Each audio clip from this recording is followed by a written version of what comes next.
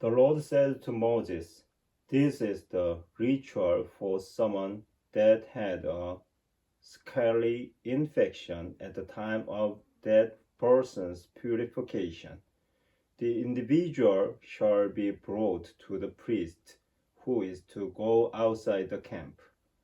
If the priest, upon inspection, finds that the scaly infection has healed in the afflicted person, he shall order that two live clean birds, as well as some cedar wood, scarlet yarn, and hyssop be obtained for the one who is to be purified. The priest shall then order that one of the birds be slaughtered over by earthen vessel with fresh water in it. Taking the living bird with the cedar wood, the scarlet yarn, and the hyssop, the priest shall dip them, including the live bird, in the blood of the bird that was slaughtered over the fresh water, and then sprinkle 7 times on the person to be purified from the scaly infection. When he has thus purified that person, he shall let the living bird fly away over the countryside. The person being purified shall then wash his garments, shave off all hair, and bathe in water, and so become clean. After this, the person may come inside the camp, but shall still remain outside his or her tent for 7 days. On the seventh day, this individual shall again shave off all hair of the head, beard, and eyebrows. All hair must be shaved, and also wash his garments and bathe the body in water, and so become clean. On the eighth day, the individual shall take 2 unblemished male lambs, 1 unblemished yearling oil lamb, 3/10 of an alpha of bran flour mixed with oil for a grain offering, and 1 log of oil. The priest who performs the purification ceremony shall place the person who is being purified, as well as all these offerings, before the Lord at the entrance of the tent of meeting. Taking one of the male lamb, the priest shall present it as a reparation offering, along with the log of oil, raising them as an elevated offering before the Lord. This lamb shall be slaughtered in the sacred place where the purification offering and the burnt offering are slaughtered, because the reparation offering is like the purification offering. It belongs to the priest and is most holy. Then the priest shall take some of the blood of the reparation offering and put it on the lobe of the right ear, the thumb of the right hand, and the big toe of the right foot of the person being purified. The priest shall also take the log of oil and pour some of it into the palm of his own left hand. Then, dipping his right finger in the oil on his left palm, he shall sprinkle some of it with his finger 7 times before the Lord. Of the oil left in his hand, the priest shall put some on the lobe of the right ear, the thumb of the right hand, and the big toe of the right foot of the person being purified, over the blood of the reparation offering. The rest of the oil in his hand the priest shall put on the head of the one being purified. Thus shall the priest make atonement for the individual before the Lord. The priest shall next offer the purification offering, thus making atonement on behalf of the one being purified from the uncleanness. After this, the burnt offering shall be slaughtered. The priest shall offer the burnt offering and the grain offering on the altar before the Lord.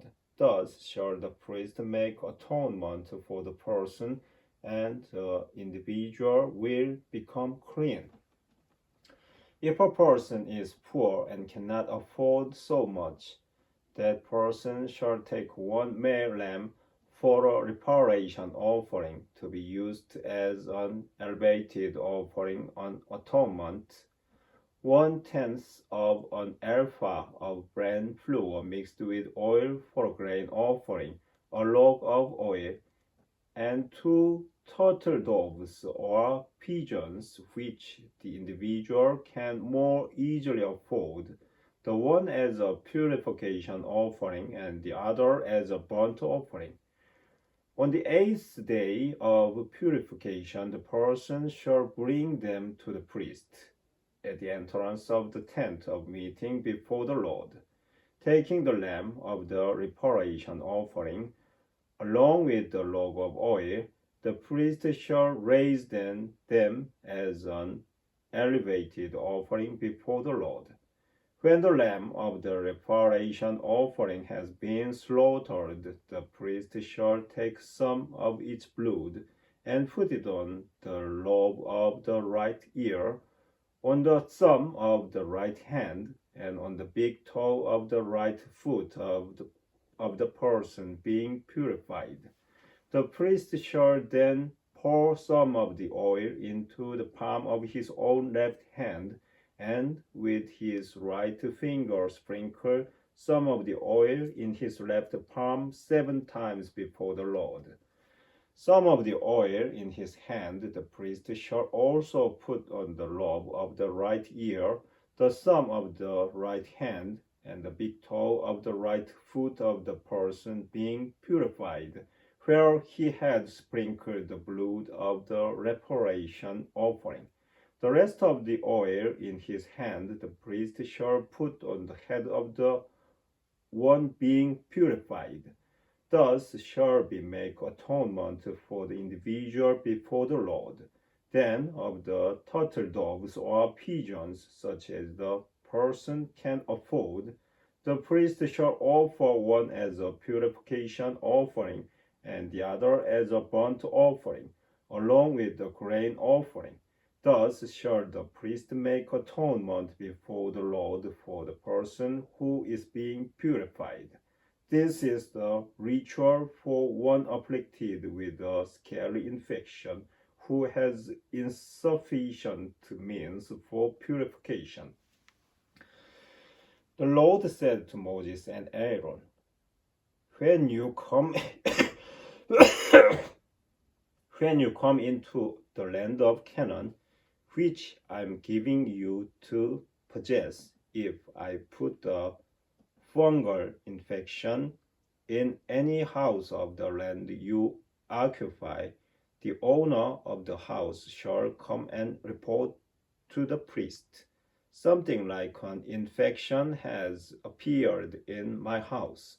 The priest shall then order the house to be cleared out before he goes in to examine the infection, lest everything in the house become unclean. Only after this is he to go in to examine the house. If the priest, upon inspection, finds that the infection on the walls of the house consists of greenish or reddish spots, which seem to go deeper than the surface of the wall, he shall go out of the house to the doorway and quarantine the house for 7 days. On the seventh day, the priest shall return. If, upon inspection, he finds that the infection has spread on the walls, he shall order the infected stones to be pulled out and cast in an unclean place outside the city. The whole inside of the house shall then be scraped, and the mortar that has been scraped off shall be dumped in an unclean place outside the city. Then other stones shall be brought and put in the place of the old stones, and new mortar obtained and plastered on the house. If the infection breaks out once more in the house after the stones have been pulled out and the house has been scraped and replastered, the priest shall come, and if, upon inspection, he finds that the infection has spread in the house, it is a corrosive fungus in the house, and it is unclean. It shall be pulled down, and all its stones, beams, and mortar shall be hauled away to be unclean place outside the city. Whoever enters a house while it is quarantined shall be unclean until evening. Whoever sleeps or eats in such a house shall also wash his garments. If the priest finds when he comes to the house that the infection has in fact not spread in the house after the plastering, he shall declare the house clean, since the infection has been healed. To purify the house, he shall take 2 birds, as well as cedar wood, scarlet yarn, and hyssop. One of the birds he shall slaughter over an earthen vessel with fresh water in it. Then, taking the cedar wood, the hyssop, and the scarlet yarn, together with the living bird, he shall dip them all in the blood of the slaughtered bird and the fresh water, and sprinkle the house 7 times. Thus he shall purify the house with the bird's blood and the fresh water, along with the living bird, the cedar wood, the hyssop, and the scarlet yarn. He shall then let the living bird fly away over the countryside outside the city. Thus he shall make atonement for the house, and it will be clean. This is the ritual for every kind of human scaly infection and scale, and for fungus disease in garments and houses, for marks, lesions, and blotches, to give direction when there is a state of uncleanness and when a state of cleanness. This is the ritual for scaly infection.